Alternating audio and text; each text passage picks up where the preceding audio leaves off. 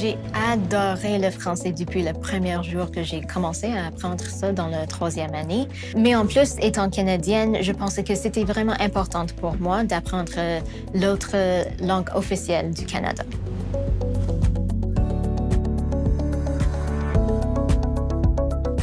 Je viens de Toronto et c'est une région principalement anglophone, mais j'avais l'occasion d'apprendre le français dans la troisième année. Ça a commencé. J'ai adoré ça depuis le premier jour et je voulais vraiment continuer ça tout au long de l'école primaire et secondaire. J'ai une sœur jumelle et on est tous les deux tellement passionnés par le français, on adore ça.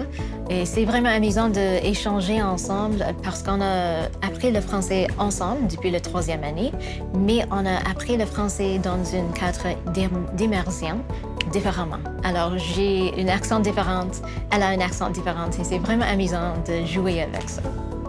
En tant que chercheuse, ma recherche porte sur les commotions cérébrales. C'est une blessure du cerveau assez sérieuse. Alors, je suis aussi conseillère politique sur les commotions cérébrales et j'ai commencé ça avec ma sœur. On a écrit un projet de loi fédéral sur le sujet et on a appris en faisant ça que c'est vraiment un sujet qui est important, qui touche plusieurs Canadiens et Canadiennes. Et c'était vraiment le début pour la recherche et les autres projets dans ce domaine. Je suis chargée d'enseignement à l'Université de Toronto et j'adore faire ça parce que c'est pas juste moi qui partage mes compétences, mes expériences, qui est aussi vraiment cool, mais je peux apprendre de mes étudiants. C'était en anglais, mais ça serait mon prochain défi. J'aime bien les défis et j'aimerais bien le faire complètement en français. En plus de mes positions officielles, j'adore la variété dans la vie, alors j'essaie de m'impliquer dans plusieurs projets. Tout au cours de mon apprentissage en français, j'avais l'occasion de développer des amitiés. Et c'est vraiment cool parce qu'on partage ça ensemble comme un voyage.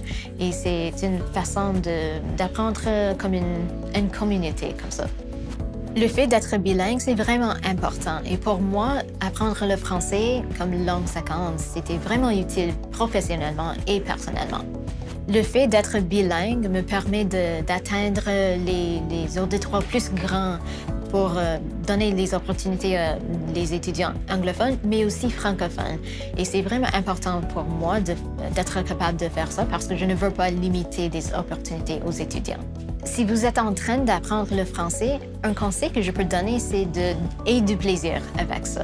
C'est vraiment plus amusant si on trouve quelque chose qu'on adore déjà et on mélange les choses ensemble. Et finalement, essayez de pratiquer et échanger avec des amis. C'est beaucoup plus amusant quand on fait ça ensemble.